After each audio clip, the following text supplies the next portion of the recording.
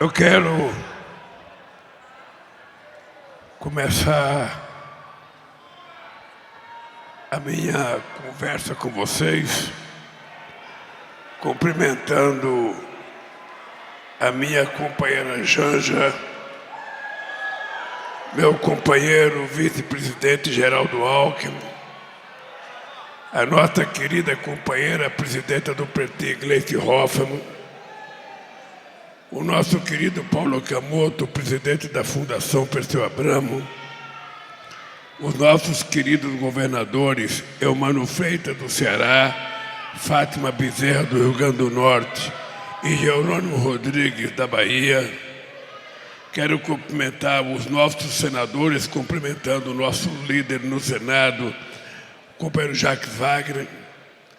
Quero cumprimentar a diretoria da Fundação Perseu Abramo, os membros da Executiva Nacional do PT e do Diretório do PT. Quero cumprimentar os deputados, as deputadas e quero cumprimentar os candidatos e as candidatas que estão aqui. O momento é um momento muito importante para a história do nosso país. Nós estamos quase completando um ano de governo. Daqui a poucos dias, nós estaremos, no dia 31 de dezembro, comemorando o encerramento do primeiro ano do nosso mandato. Eu quero dizer para vocês que dos 2 mandatos anteriores que eu tive, eu não trabalhei a quantidade que nós tivemos que trabalhar este ano no processo de reconstrução, numa situação um pouco difícil, porque nós tivemos que recriar muitos ministérios e assumimos o compromisso de que não iríamos contratar ninguém. Portanto, nós tivemos durante quase todo o ano ministérios com menos da metade das pessoas que tinham em 2010, quando eu deixei a presidência da República. Portanto, eu quero agradecer a essas companheiras e esses companheiros ministros que trabalharam com menos da metade das pessoas, mas certamente trabalharam muito para recompor as estruturas de inclusão social que nós tínhamos conseguido construir até o momento em que a companheira Dilma Rousseff foi impeachada neste país por um crime que ela jamais cometeu. É importante que a gente tenha claro, e aqui nós temos algumas pessoas convidadas. Eu sempre me pergunto o que seria do Brasil se não fosse o PT. Quando vocês forem para casa aqui deitarem, antes de agarrar o sono, pense um pouco o que seria desse nosso querido país se não fosse a existência do PT, se não fosse a existência dos movimentos sociais, se não fosse a existência dos partidos progressistas de esquerda nesse país, como é que a gente estaria e como é que o povo estaria hoje.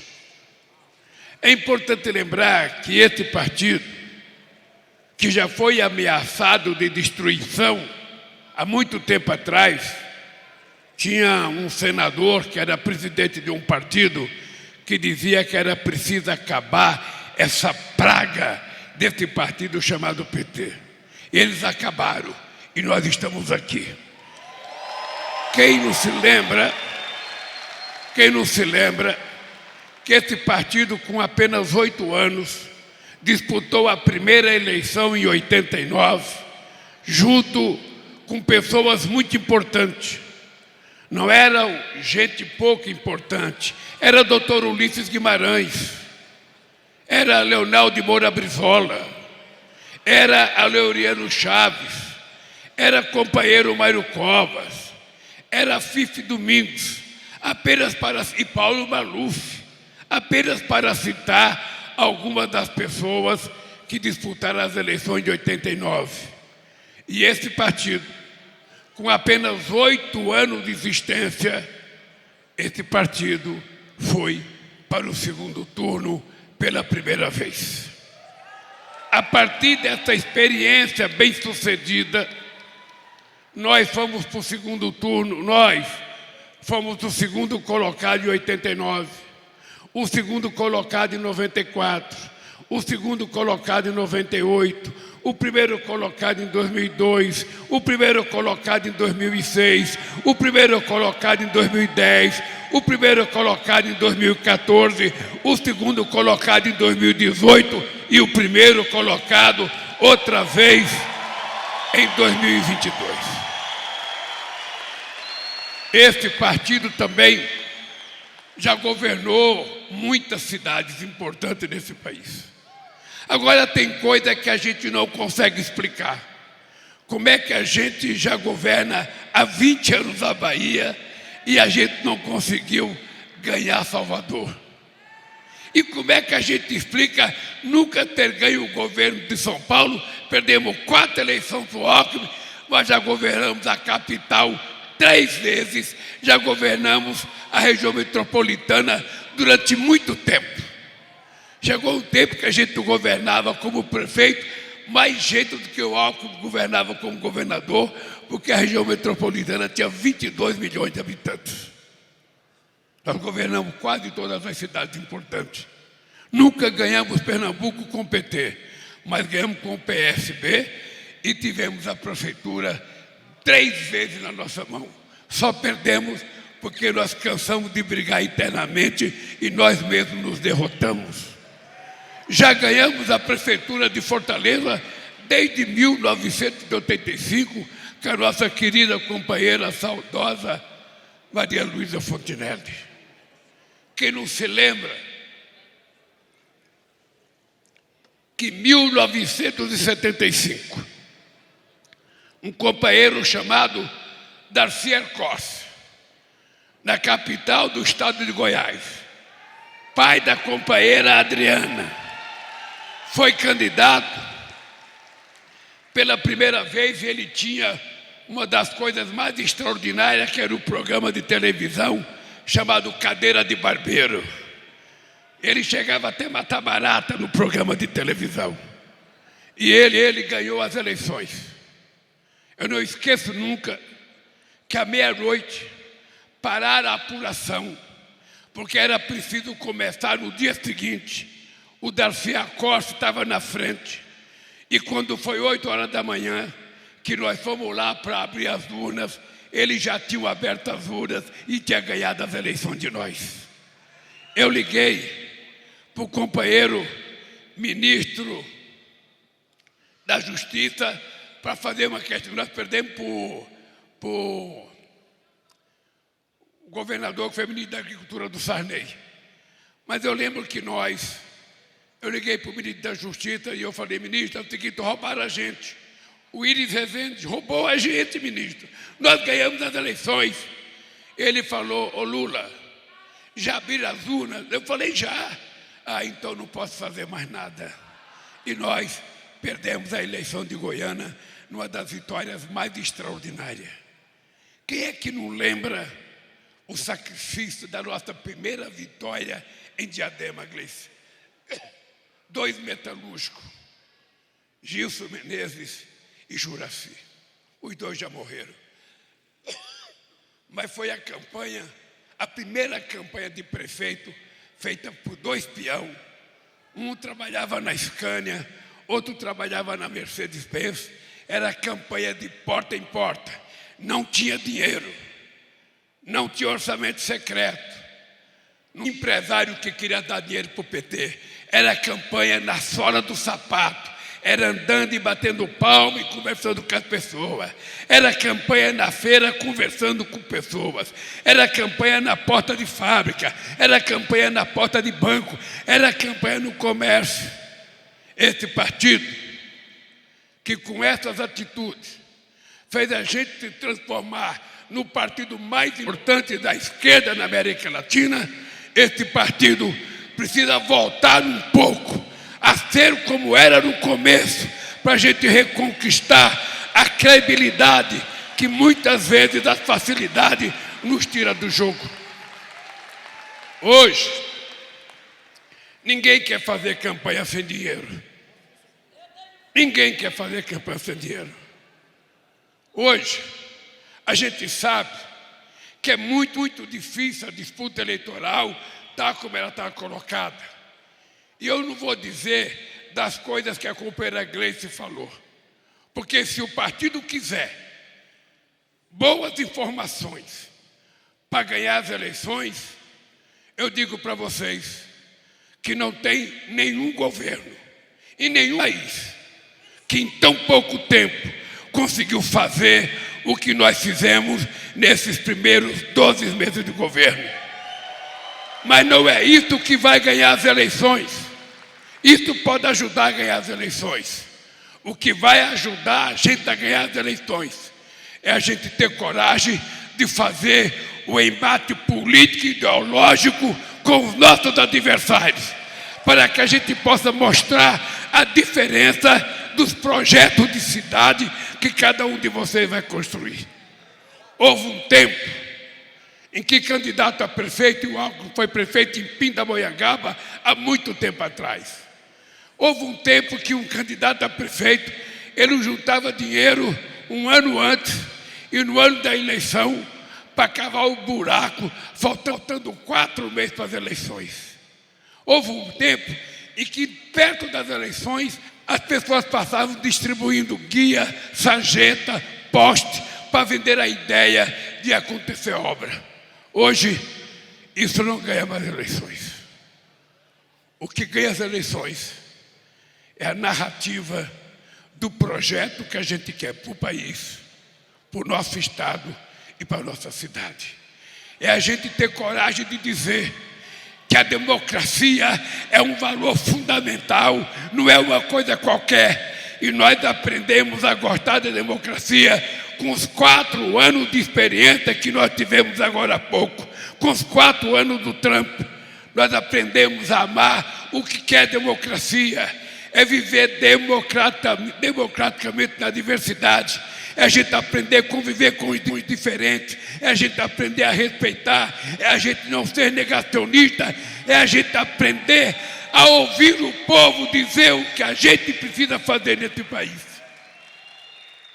E o nosso partido nasceu para isso. O nosso partido tem um lema, que era para dar vez e voz ao povo trabalhador. É lógico que eu não estou pedindo aqui para ninguém voltar às origens. Imagina a Fátima voltar a ser professoria no Rio Grande do Norte, depois de chegar a ser senadora e governadora. Imagina o nosso Capiolzinho aqui voltar a carpinar depois de chegar a ser secretário. Não, a gente não vai voltar às origens. Até porque a base originária que motivou a nossa criação está muito modificada. A classe operária já não é mais a mesma. O emprego já não é mais o mesmo. Nós temos gente com inúmeras e dezenas de funções que a gente nem sabe. Não basta mais ter um diploma universitário, porque muitas vezes você tem um diploma universitário e não consegue arrumar um emprego de qualidade. Porque é preciso a cada dia aprender uma nova profissão nesse mundo digitalizado, em que o que vale não é a inteligência que a gente nasceu do berço, é a chamada inteligência artificial.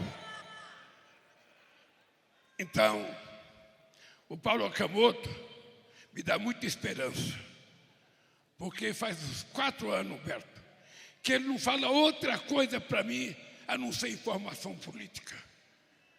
Não falou, antigamente era pequena e média empresa, agora é formação política. Graças a Deus, alguém teve a sabedoria de colocá-lo na Fundação Perseu Abramo e responsável pela formação política, sabe, do nosso partido. E espero que ele tenha sucesso, porque se tudo que ele acredita foi implementado e der certo, eu tenho certeza que que nós vamos ganhar muita coisa nessas eleições. Muita coisa. Esse ano foi um ano que nós dedicamos praticamente o ano a recuperar o Brasil. Se alguém aqui já fez reforma em casa, sabe o que é reforma. Sabe o que é refazer coisas que nós tínhamos feito e que foram desmontadas. Sabe o que é você reconstruir coisas com a base parlamentar menor do que aquela que a gente já teve. Que, portanto, é preciso muita competência do nosso companheiro José Guimarães, do nosso companheiro Jacques Wagner, dos nossos líderes na Câmara, do companheiro Padilha, que se mata o dia inteiro para tentar acordar a aprovação de uma coisa de interesse do nosso governo, de interesse da Fazenda, de interesse do partido, de interesse de cada um de nós ministros.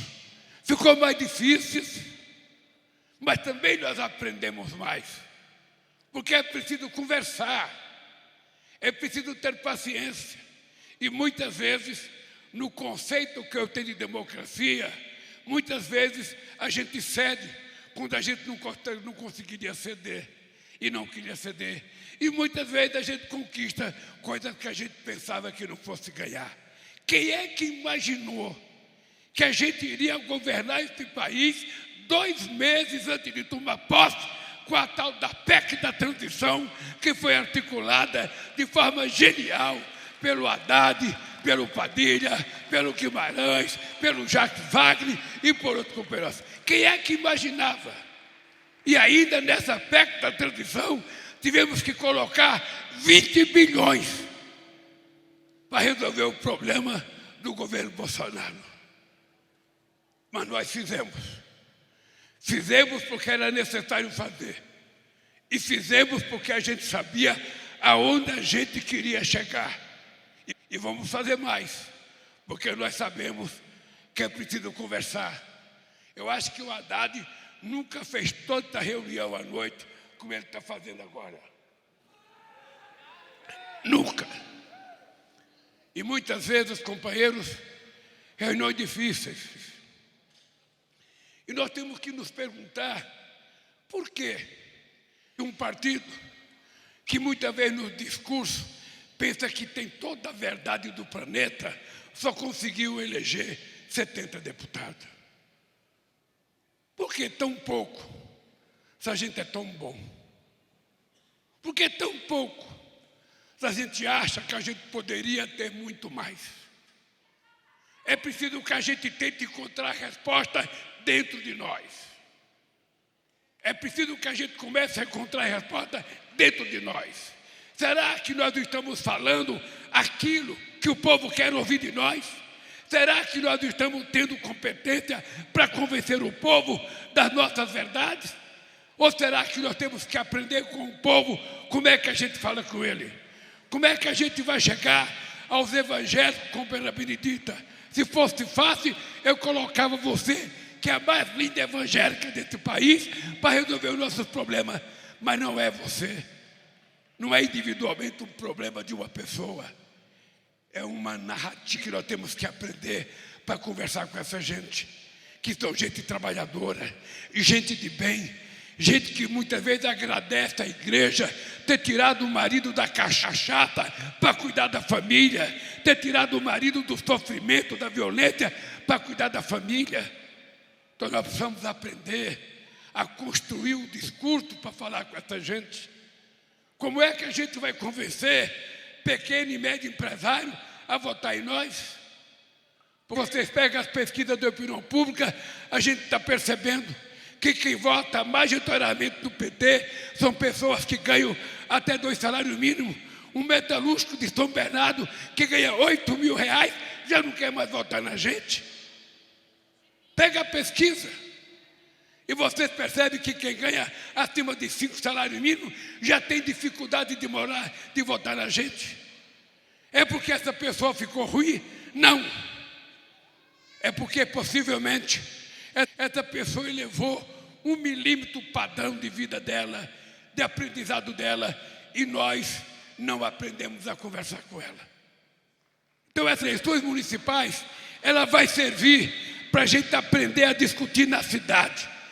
A gente tem condições de ter candidato a prefeito, a gente tem candidato, não precisa ter condições de ganhar, porque uma candidatura não é importante só quando você ganha.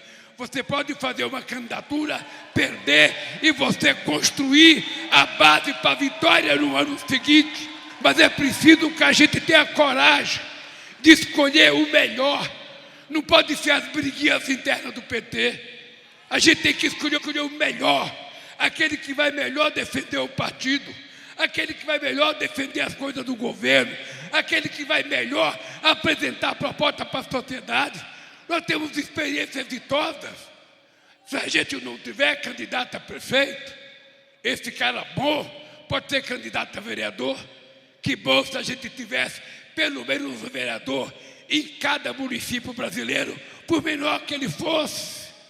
A gente pode ter, é só a gente querer, a gente pode ter. Não tem nenhum partido organizado como a gente, não tem nenhum partido que possa ter mais vereador do que nós, porque são mais inteligentes que nós. Não, o dinheiro pesa, mas o trabalho de base não tem dinheiro que compre, e nós precisamos voltar a fazer trabalho de base. Nós não podemos ter candidato querendo comprar apoio, sabe, de um líder de bairro. Nós não podemos ter candidato querendo comprar apoio, não.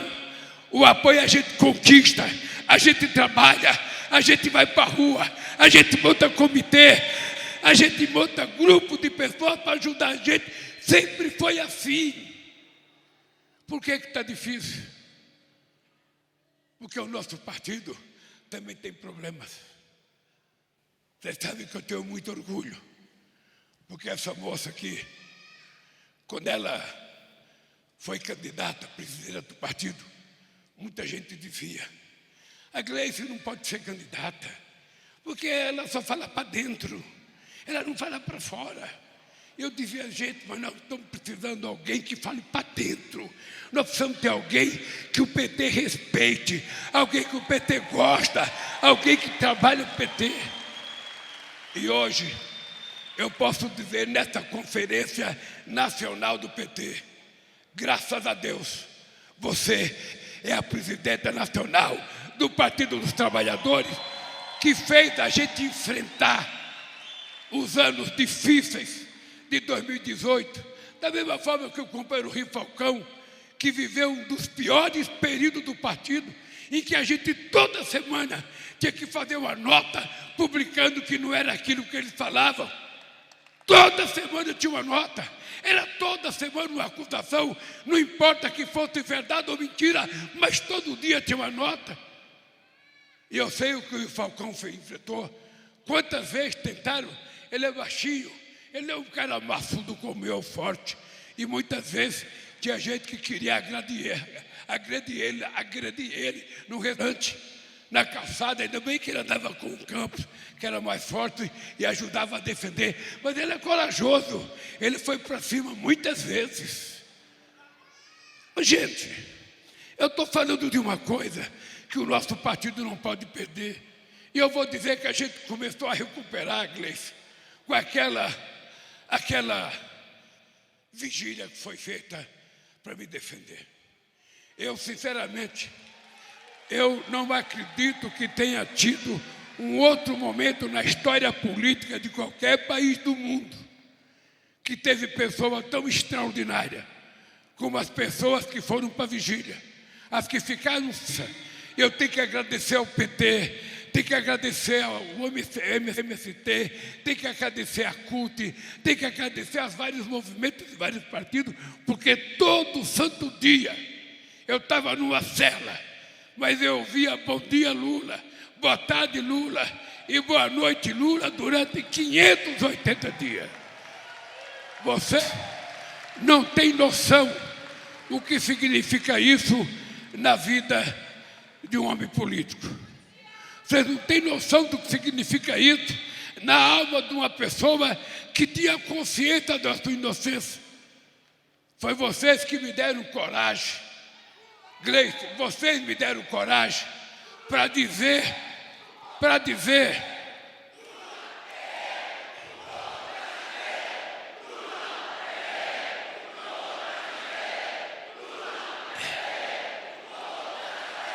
vocês é que me deram coragem quando eu disse que não trocava a minha liberdade, a minha dignidade pela minha liberdade, quando vieram fazer proposta que eu deveria sair com tornozeleira para ir para casa. Não foi um ato de coragem. A Janja ficou puto comigo. Meus filhos ficaram putos comigo. Falou que a mãe queria que eu saísse. Sai. Eu falava, não saio. Só saio daqui com a cabeça mais erguida do que eu entrei.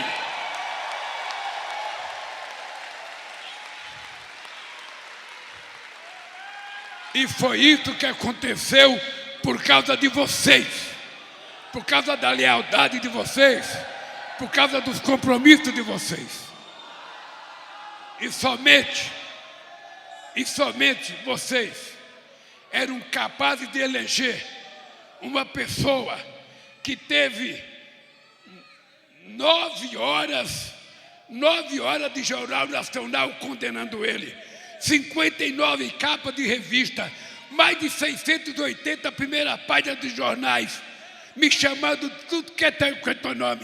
E graças a vocês, eu estou aqui dizendo para vocês, voltei a ser presidente da República desse país, para fazer as coisas que o povo quer que a gente faça, porque esse povo merece melhorar de vida, esse povo merece comer, esse povo merece estudar, esse povo merece morar dignamente.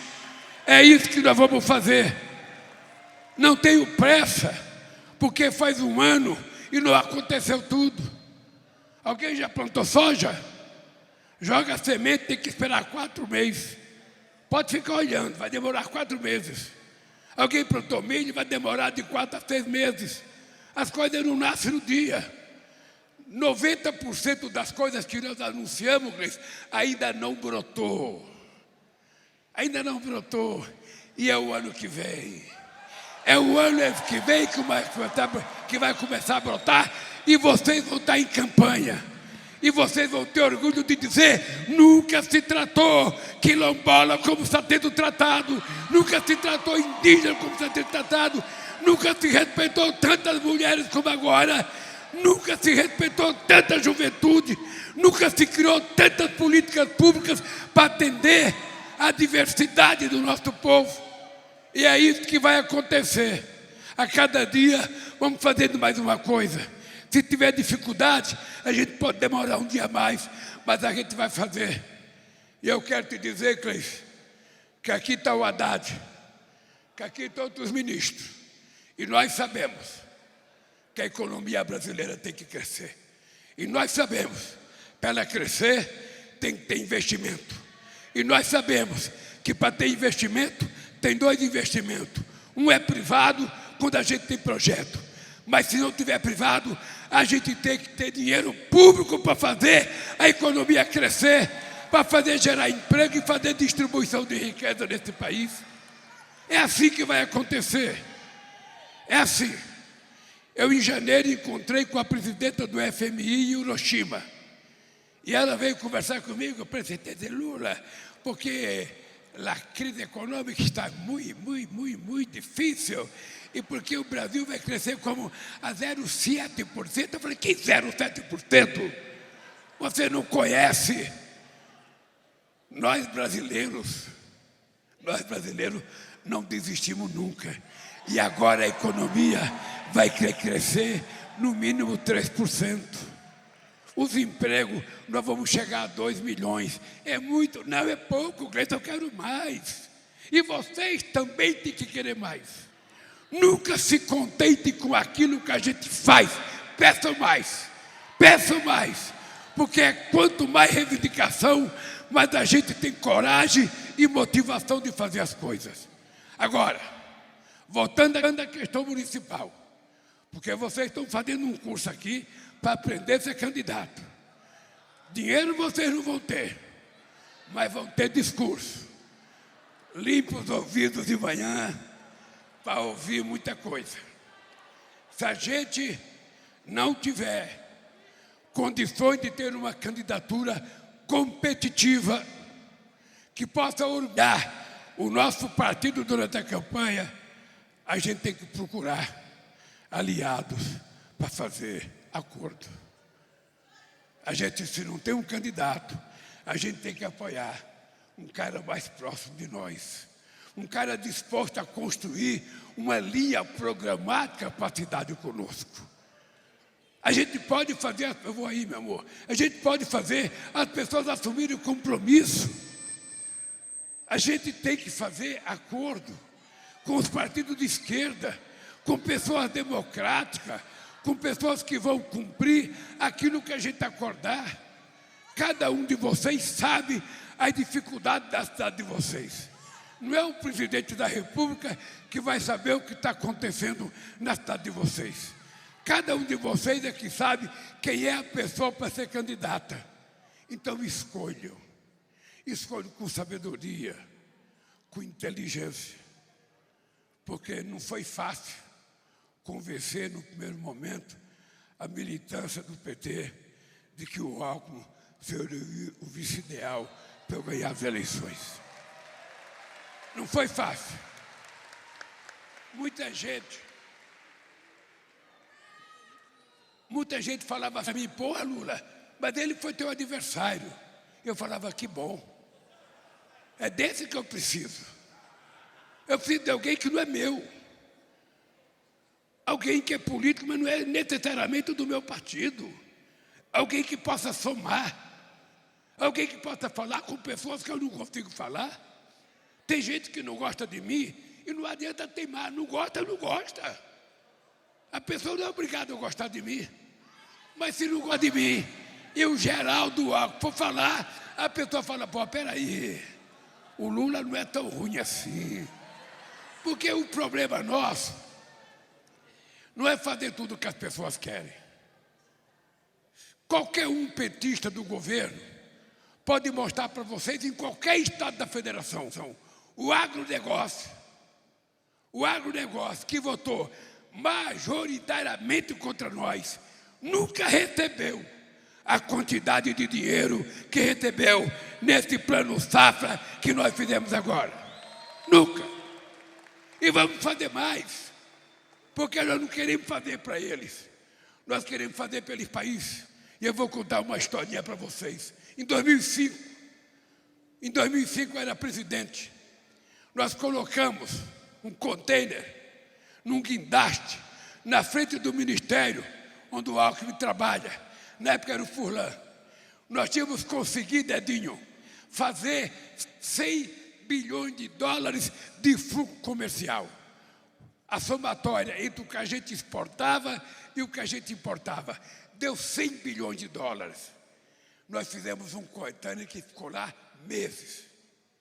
Esse ano, nós tivemos superávit, ou seja, como se fosse lucro de 100 bilhões de dólares. Ou seja, é uma revolução que foi feita nesse país. E tem gente nossa aqui falar, mas o agronegócio a gente está exportando commodity. Obviamente que é bom a gente exportar, porque o commodity também nós temos que lembrar quanto de tecnologia tem num grão de soja, quanto de genética tem no milho, quanto de genética tem num frango, num porco, num boi. Antigamente, quando eu comecei a presidência, um boi demorava 5 anos para ser abatido. Hoje, com 20 meses, você abate o boi. Imagina a qualidade da carne como melhorou. Imagina a quantidade de dinheiro que se ganha por conta disso. Isso é genética, isso é investimento, isso é pesquisa. Isso é, na verdade, o que esse país precisa. E agora queremos fazer o mesmo para a indústria. É por isso que nós não fizemos acordo com a União Europeia. Porque a gente não quer ceder em compras governamentais. Compras governamentais é uma coisa para a gente atender os interesses do governo, do fortalecimento da indústria e fazer com que as nossas micro, pequenas e médias empresas cresçam. É por isso que nós vamos voltar a colocar componente nacional. Nós vamos voltar a fazer navio e vamos exigir pelo menos 65% de conteúdo nacional nas coisas fabricadas para gerar emprego aqui dentro. o Alckmin, no estaleiro, nos Emirados Árabes, construindo 2 navios para 300 mil toneladas que poderia ser feito aqui. A gente tem gente precisando trabalhar, a gente tem estaleiro, a gente tem tecnologia. A gente, quando começou, em 2003, a gente não tinha soldador qualificado, porque a solda de casco de navio é uma coisa muito sofisticada. Não é qualquer soldador mequetrefe que vai lá soldar. Tem que ser soldador de qualidade. E a gente tem gente nesse país, as pessoas se especializaram. Então, esse país, gente, está pronto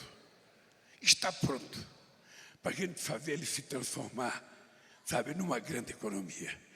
A gente, quando tomou posse, era a 12ª, já somos a 9ª economia. Se prepare, Paulo Okamoto, se prepare, porque nós vamos crescer mais. Nós vamos crescer mais. Vai ter dificuldade, mas a gente vai crescer. País, se você pegar as informações, você vai perceber o seguinte: só o Banco do Brasil, este ano, emprestou mais dinheiro do que os 4 anos do Bolsonaro. Só a Caixa Econômica, em dezembro, tinha dobrado o dinheiro que o Bolsonaro emprestou em 4 anos. Só o ministro do Transporte, esse ano, teve 1 bilhão a mais do que os 20 bilhões que o Bolsonaro teve no mandato de 4 anos. Na ciência e tecnologia, só de bolsa, a gente investiu 4 vezes mais que ele num ano. A gente investiu o que ele investiu nos 4 anos. Obviamente que esse dinheiro é que nem uma gravidez. Ele vai aparecer. Ele vai aparecer no emprego. Ele vai aparecer no pequeno produtor rural. Ele vai aparecer no pequeno empresário. Ele vai aparecer das pessoas que vão poder voltar a comprar outra vez. E nós vamos voltar a investir em universidade. Vamos voltar a investir. Aliás, uma notícia para vocês todos aqui que têm diploma universitário. Nós fomos no Rio de Janeiro anunciar uma faculdade de matemática. Para quê? A gente vai pegar os meninos que ganharam medalha de ouro nas Olimpíadas da Matemática e a gente vai fazer um vestibular com eles e vamos colocar o ano que vem 100, depois mais 100, depois mais 100, depois mais 100. Vamos chegar a 400 alunos que vão ficar diretamente nessa faculdade, dirigida pelo nosso Conselho de Matemática, que eu esqueço o nome aqui, o INPA, Instituto de Matemática Aplicada. E mais ainda, esses meninos vão ter apartamento para morar. Nós vamos dar faculdade, apartamento e uma ajuda de custo para eles comerem. É pouco? Jorge Bittar, você que se formou no ITA, nós estamos levando o ITA para o Ceará, para Fortaleza, em agradecimento ao Estado do Ceará, que é o Estado que 40% das pessoas que passam no vestibular para o ITA passam no Estado do Ceará. Então nós vamos levar em homenagem ao Ceará. Talvez a gente faça alguma coisa na Bahia também, mas aí nós vamos levar para o Ceará. Eu vou, no começo do ano, lançar a pedra fundamental do ITA na cidade de Fortaleza, para a gente formar mais engenheiros nesse país, mais especialistas, para a gente formar gente na qualidade de um Jorge Bittar. É isso que vai acontecer nesse país. E mais ainda,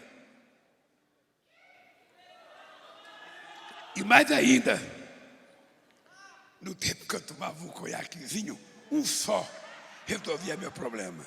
Agora a água tem que tomar toda hora. Mas olha, outra coisa para vocês saberem, outras coisas. Nós vamos anunciar uma poupança. Já está no Congresso Nacional a medida provisória. Uma poupança garantindo aos estudantes do ensino médio uma poupança que ele vai poder sacar um pouquinho por mês, mas ele só vai conseguir sacar o total da poupança quando ele se formar no ensino médio e aprender uma profissão. Bem, Eu estou dizendo isso para vocês fazerem discurso durante a campanha. Sabe? Fazer discurso. Bombar. Vocês vão ter coisa para trabalhar de forma extraordinária. Agora, o que a gente não pode é de discutir a questão da política. Essa eleição, Gleice, eu não sei se ela será municipalizada, estadualizada ou nacionalizada. Eu, sinceramente, acho que essa eleição vai acontecer um fenômeno. Vai ser outra vez Lula e Bolsonaro disputando essas eleições no município. E vocês sabem que não pode aceitar provocação, não pode ficar com medo, não pode ficar com vergonha, não pode enfiar o rabo no meio das pernas. Vocês sabem que um cachorro, quando late para a gente não baixa a cabeça, a gente late para ele também, para ele ficar com medo da gente. E a gente vai ter que mostrar que nós queremos exercitar a democracia, vamos fazer as eleições mais competitivas possível, mas a gente não vai ter medo de ninguém. O único medo que a gente tem que ter é de trair a esperança e a expectativa que o povo brasileiro tem no PT, tem nos nossos aliados e vai ter em vocês quando vocês forem candidatos. Tá? Eu não vou poder ir em toda a cidade, mas vou em algumas. Não, eu vou seguir a orientação do GTE, eu não sei se o Humberto é que vai decidir, e da Gleice. Eu vou em algumas cidades, não vou poder em todas. Nós temos mais governadores que vão ter que andar. Os nossos senadores precisam andar pelo Brasil, não ficar só no seu estado. O nosso deputado tem que andar o Brasil também, não ficar só nos seus estados. Ou seja, é uma campanha que nós vamos ter que nacionalizar. Os ministros não podem fazer campanha em horário de trabalho. Mas depois das 6, a gente pode dar um pitaco. Quando tiver acabado a jornada da gente. O importante é que essas eleições, não é que ela é decisiva para 2026, não. A eleição municipal, ela é estranha, viu, Gilmar? Ela é estranha porque muitas vezes o cara que ganha em 2024, ele vai estar ruim em 2026. Porque o primeiro ano ele pegou o orçamento do outro, não conseguiu fazer nada. No segundo ano, ele vai ter seu primeiro orçamento, mas ainda não brotou a soja, não brotou o feijão, não brotou o milho, sabe? Então o pessoal fica queimando expectativa. Muitas vezes, da minha experiência, é que o cara que ficou na oposição é mais aplaudido no palanque do que o cara que ganhou.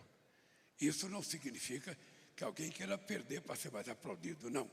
Nós temos que ganhar, porque ganhando a gente vai ajudar o povo da cidade que a gente quer se eleger. Então, gente, olha, mulheres,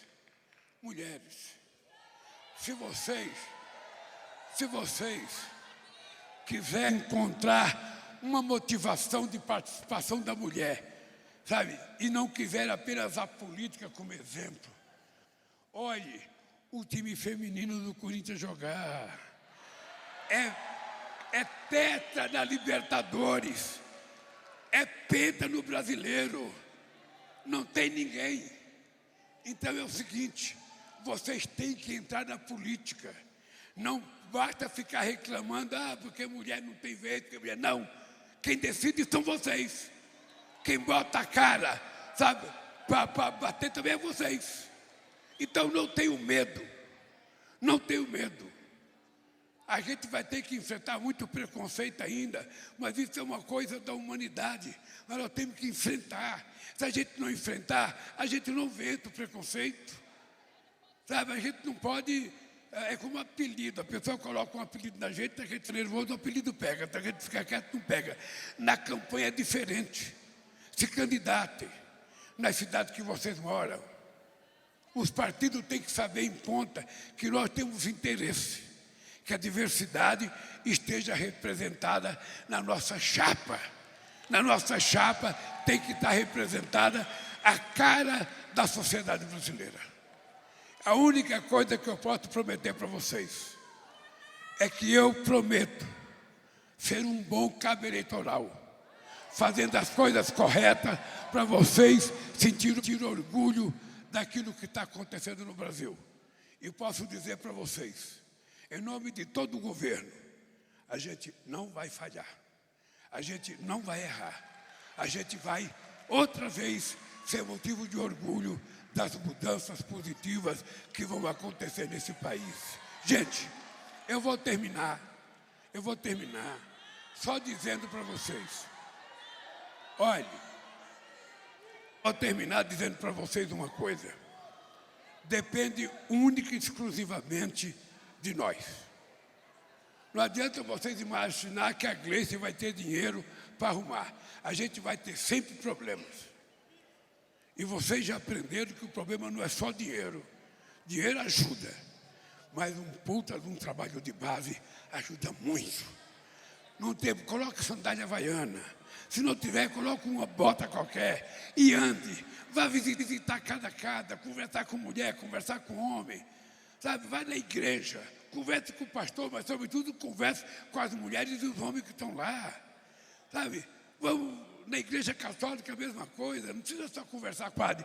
Converse com as pessoas que estiver lá. Sabe, nós poderemos ter uma extraordinária vitória nessas eleições. E depende única e exclusivamente da capacidade nossa de fazer campanha, de fazer aliança e de escolher os melhores para nos representar. O que depender de mim pessoalmente, eu tenho certeza, o que depender da Gleice, o que depender de vários ministros, vocês podem saber que podem contar conosco. Um beijo no coração de vocês e até a nossa vitória, se Deus quiser.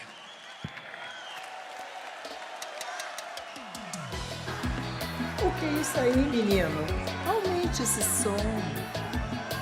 Faz o L, faz um coração grandão, desenrola, o Brasil tem jeito. E faz o L, faz um coração grandão.